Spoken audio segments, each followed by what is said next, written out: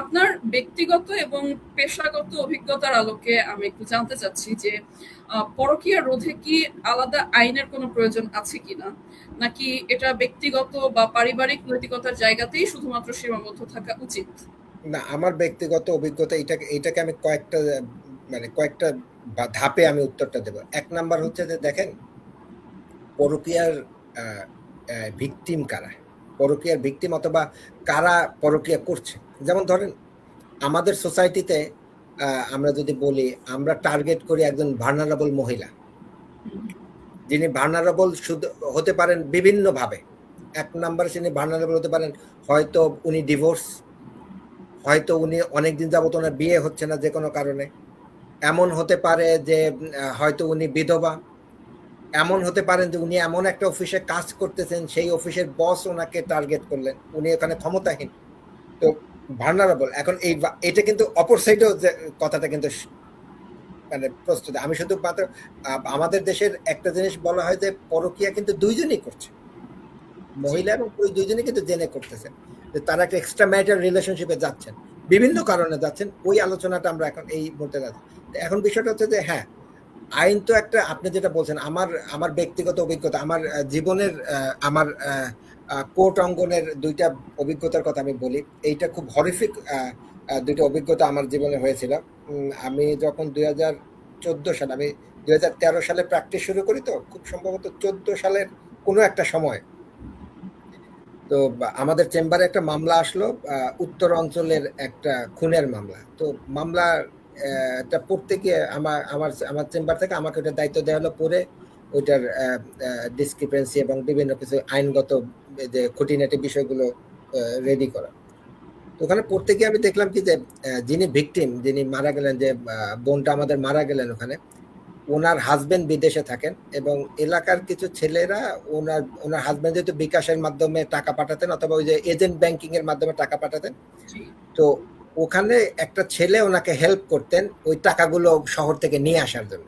So আমি যেটা বললাম যে ভার্নারেবল কিভাবে, ভার্নারেবল হচ্ছে ওই বোনটার হয়তো কোনো উপায় ছিল না, ওই যে অথবা বিভিন্ন যে কোনো কারণে হোক উনি ভার্নারেবল ছিলেন, উনি ওখানে যেতেন, ওখানে যাওয়ার পরে ওনাদের ভিতরে একটা সম্পর্ক তৈরি হয়ে গেল হলো, এবং ওনারা ওই ছেলেই তার জন্য টাকা নিয়ে আসতো। তো একসময় দেখা গেল কি, ওই ছেলে তাকে বললো যে আমাকে একটা হুন্ডা কিনে দিতে হবে। এখন সে বলতেছে যে আমি তো তোমাকে হুন্ডা কিনে দেবো না, হুন্ডা কিনে যেহেতু দেবো না, কারণ হচ্ছে এই টাকা তো তোমার না, এই টাকা আমারও না, এই টাকা আমার হাজবেন্ড আমাকে পাঠায় বিদেশ থেকে আমার চলাফেরার জন্য।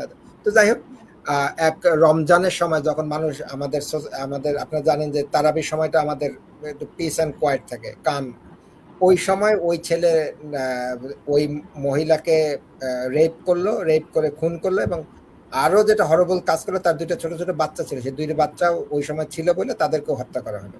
তো 3টা খুনের শিকার হলেন। এইটা একটা মানে খুব সোসাইটির ক্রুড যে মানে একটা এক্সট্রা ম্যারিটাল রিলেশনশিপ আমরা যারা করছি তাদেরও একটা চিন্তা রাখা দরকার যে এটার আফটার মার্কটা কি হতে পারে। আর একটা আমি আপনার কুমিল্লাতে আর একটা মামলা আমি ডিল করেছিলাম, তো ওখানেও একই রকম ব্যাপার, যে আমাদের যে বোনটা ছিলেন তার হাজবেন্ডও বিদেশ থাকতেন, তো তার সাথে এলাকার কিছু দুই একটা ছেলের সম্পর্ক হলো, তো তাদের সাথে এক্সট্রা ম্যারেজ সম্পর্ক হলো। তো ওনার একটা ছোট বাচ্চা ছিল, ওই বাচ্চা উনিও ওই ছেলেও কি যেন একটা টাকা চাইছিল, যে আমাকে কিছু টাকা দাও, যদি টাকা দাও তাহলে আমি করবো, আর নাহলে কিন্তু আমি ফাঁস করে দেবো। এভাবে তাকে করে ফেললো, ক্রিপল করে ফেললো, তাকে জিম্মি করে ফেললো। তো তখন ওনার ছোট বাচ্চাকে ওনারা যে বাসাটা থাকতেন ওটা ছিল আন্ডার কনস্ট্রাকশন, ওটা 3 তলা পর্যন্ত কনস্ট্রাকশন হয়ে গেছে, 4 তলা 5 তলা ছিল আন্ডার কনস্ট্রাকশন। তো 5 তলায় গিয়ে নিয়ে বাচ্চাটাকে মেরে ওখানকার বালির যে কি ছিল ডিবি, ওর ভিতরে বালির ভিতরে ঢুকাই রেখে দিয়েছে। তো এই মামলাগুলো করতে গিয়ে আমি আসলে সোসাইটির যে মানে একটা নোংরা যে চিত্র, এইগুলা দেখলাম যে মানুষ কত অল্পতেই কিছু করতেছে। এখন এইগুলা দেখেন, এখন দেখেন যখন আমরা যখন প্রথমেই যদি এটাকে বন্ধ করতে পারতাম, এখন এখানে দরকার যেটা প্রথম দরকার, আপনার মোরাল টিচিংটা দরকার। মোরাল টিচিংটা আপনার কিরকম দরকার আমি আপনাকে একটু বলি। আমাদের সোসাইটিতে আমরা যখন মানে আমরা তো একটু এখন একটু বয়স হয়ে গেছে, তো বয়সের ফলে আমাদের সোসাইটিতে একটা সময় ছিল যে আমরা বলতাম যে অনেক কথাই আমরা বলতে পারতাম না, অথবা অথবা অনেক কথাই বলতে গেলে মুরব্বীরা বলতেন যে না এইভাবে চলো, একটা সোসাইটির একটা নর্ম ছিল, নিয়ম ছিল। তো যার ফলে সেই সময়টা কিন্তু, যেমন আমি 80-র দশকের কথা বলি, তখন কিন্তু এক্সট্রা ম্যারিটাল রিলেশনশিপ গুলো কম ছিল। এখন এটা ভয়াবহ রকমে আমাদেরকে আষ্টে পৃষ্ঠে ধরেছে। এটার বিভিন্ন কারণ আছে, সেই কারণগুলো তো অবশ্যই এখন সোশ্যাল কারণ ভিতরে সূরা আল ইমরানের যদি আপনি 110 নম্বর আয়াতটা পড়েন, এখানে কিন্তু খুব চমৎকার ভাবে আল্লাহ আমাদেরকে বলতেছেন যে আমাদের পরিচয়টা বলতেছেন, আমরা কারা। দেখেন আল্লাহ আমাদেরকে, আমরা কিন্তু আল্লাহর খলিফা, এখানে আমরা তার দাস, কিন্তু আল্লাহ আমাদেরকে কত বড় সম্মান দিয়েছেন। ওখানে বলতেছেন যে উম্মতে তোমরাই হচ্ছে সর্বশ্রেষ্ঠ উম্মত, উকরাদাতুল নাস, মানে পৃথিবীর ভিতরে যারা নাস, মানে মানব জাতির ভিতরে আমরা হচ্ছে গিয়ে সর্বশ্রেষ্ঠ। কারণ আমরা ইসলাম ধর্ম গ্রহণ করেছি, আমরা মানুষকে ভালো কাজের আদেশ দেবে এবং খারাপ কাজ থেকে নিষেধ করবে, এমন একটা দল থাকে।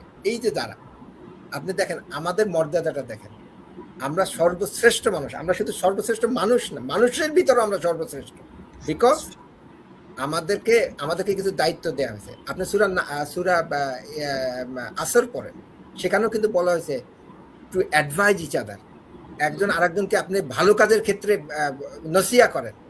এই যে নসিয়ার বিষয়টা কিন্তু আমাদের দেশে একদমই এখন না। এখন নসিয়াত যদি আমি আপনাকে করতে যাই, আপনি একটু হয়ে বলতেছেন যে why you interfering with my personal life. Yes, আমি সবার পার্সোনাল লাইফে ইন্টারফেয়ার করতে পারবো না, but with my loved one, আমি যদি ধরেন আমার খুব কাছের বন্ধু অথবা আমার খুব ফ্যামিলি পার্সনকে আমি দেখি যে he or she is engaging herself অথবা ইন্ডালজিং, আমি ইন্ডাল শব্দটা এখানে ব্যবহার করতে চাচ্ছি, indulging himself or herself in this extra marital relationship, there is my duty is to forbid him or her, আর তাকে থামানো, তাকে নসিয়া দেয়া, মোরাল টিচিংটা দেয়া। এখন মোরাল টিচিং এর ব্যাপারে আমাদের দেশে হচ্ছে কি, আমাদের দেশে ধর্মীয় শিক্ষাটাকে যারা দিচ্ছে অথবা যারা নিচ্ছে, এটাকে একদম একদম তাদেরকে বলা হচ্ছে যে এরা গোড়াপন্থী, এরা ফান্ডামেন্টালিস্ট। হ্যাঁ, কিছু বাজে এলিমেন্ট আছে, আমি তাদের কথা বলবো না, কিন্তু ধর্মটা আছে কিসের জন্য? মোরালিটিটা এই আমাদের সোসাইটিটাকে তো বন্ডিংটাকে জোর করে রাখতে আসছে। এখন আপনি সেগুলোকে বলতেছেন যে এগুলো যারা করছে, যারা বলছে, তারা এই কথা। আবার আর একটা জিনিস হচ্ছে, যেমন ধরেন আমাদের যারা আলেম সমাজ আছেন, তারা কিন্তু বিশেষ করে যারা ইমাম খতিব আছেন, তাদের জন্য একটা বড় একটা সুযোগ হচ্ছে, তারা বছরে 52টা লেকচার দেওয়ার সুযোগ পান, এবং তাদের এই লেকচারটা কিন্তু মানুষ শোনে মনোযোগ দিয়ে। আপনি এগ্রি করেন আর না করেন, ইউ লিসেন টু দেয়ার প্রিজ। এখন হচ্ছে কি, আমরা কয়দিন এক্সট্রা ম্যারিটাল রিলেশনশিপ নিয়ে তাদের সাথে কথা বলেছি।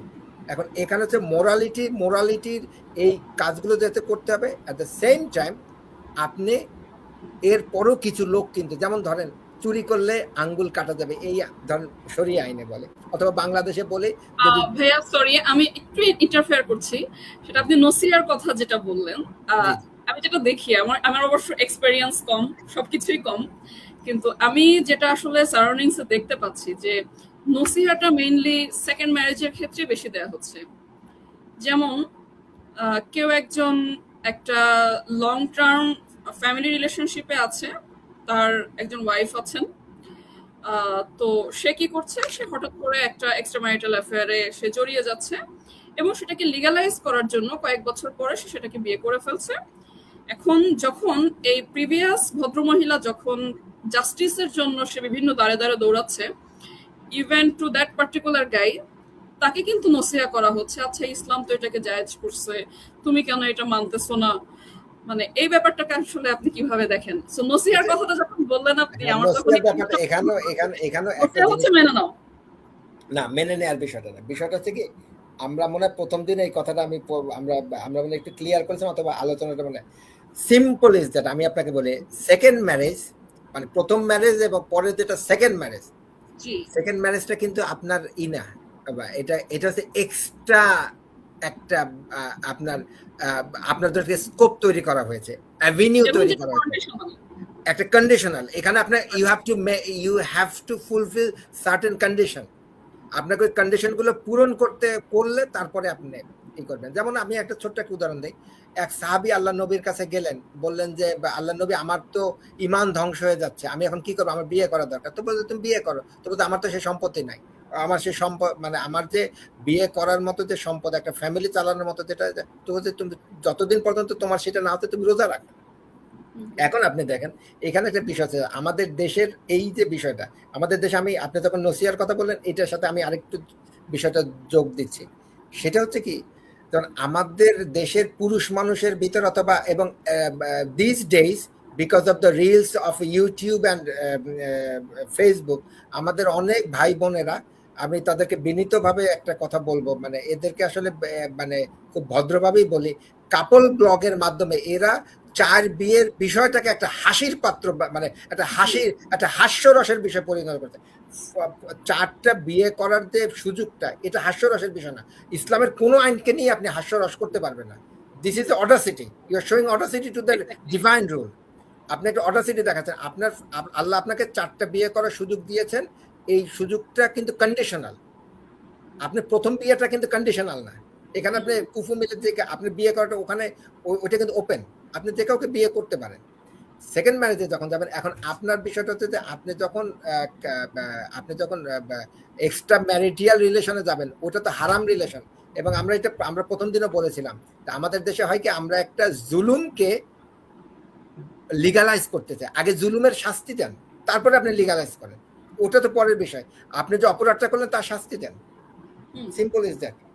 এখন এইটা নিয়ে অবশ্য আমাদের আলেম সমাজরাও আমার সাথে একটু দ্বিমত পোষণ করবেন। ওনারা বলবেন যে সোসাইটির ইসের জন্য এখন দ্বিতীয় বিয়ের সাথে গোপন বিয়ের এই বিষয়গুলো কিন্তু একই ক্যাটাগরিতে আপনি মানে ফেলে দিতে পারবেন।